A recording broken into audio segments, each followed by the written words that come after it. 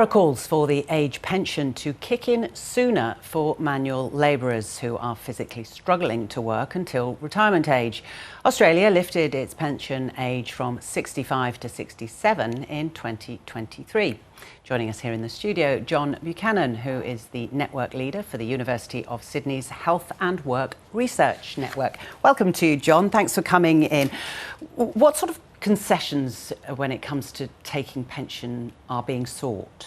Well, it's been long recognised that blue-collar workers are hit far harder in terms of wear and tear on their body than white-collar workers. And the argument now is that as we become more prosperous, as the economy has greater capacity to share wealth, maybe we should be thinking about those who've had a harder time in how their bodies have been worn down, should get access to this kind of retirement income earlier. Get access to the income earlier, but there are other things that people have been talking about that could help retraining programs.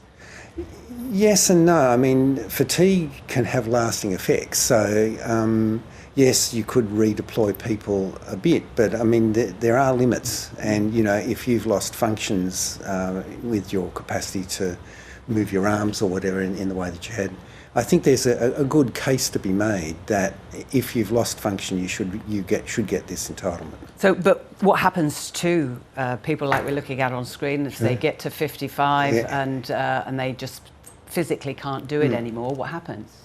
Well, Australia actually has very high levels of what's called people dropping out of the workforce. Right. So they don't become unemployed. They're what are known as discouraged workers, and this is particularly the case for older males.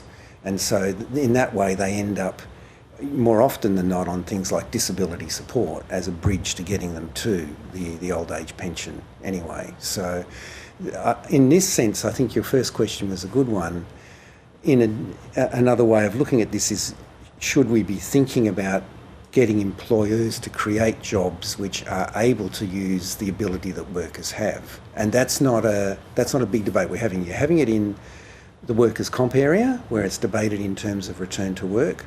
But that's Give me an example of how that works. Well, if you've got, say, a teacher who was, say, a phys ed teacher, and they've lost function in their ability to teach phys ed, you might be able to train them, say, as a primary school teacher. They might not be able to run around the paddock, but they might still have a good rapport with children, or they might be able to do lower level exercise with infants that they couldn't do at high school. Okay. So it's that kind of working with what you've got, not simply defining people by what they don't have. Right, and do you find, I'm sure you've done much research on this, that come 55 or 60 or however old you are and you can't carry on in your manual job, that people do want to work, but that actually the workplace far more readily takes on younger people? Absolutely. Look at this.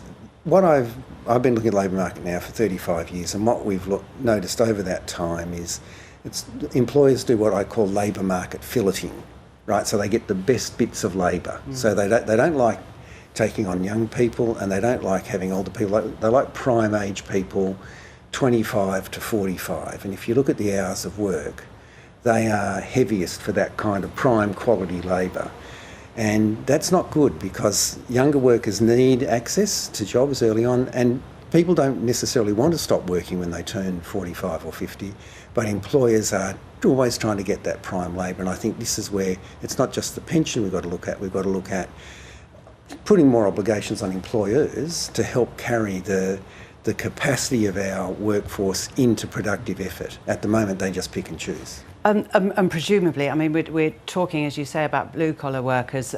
They are generally less well paid than white-collar workers, and therefore they're potentially going into poverty in the later stages of their life. There's a lot of low-paid white-collar jobs too, and if you look at the minimum wage, a lot of that is around retail, hospitality, lower-end community services. The problem there is the low pay limits their capacity to save for an effective retirement. So being able to give them work for as long as possible is important for maintaining their living standards. Interesting to talk to you, John Buchanan. Thank you very much. Thanks for having me.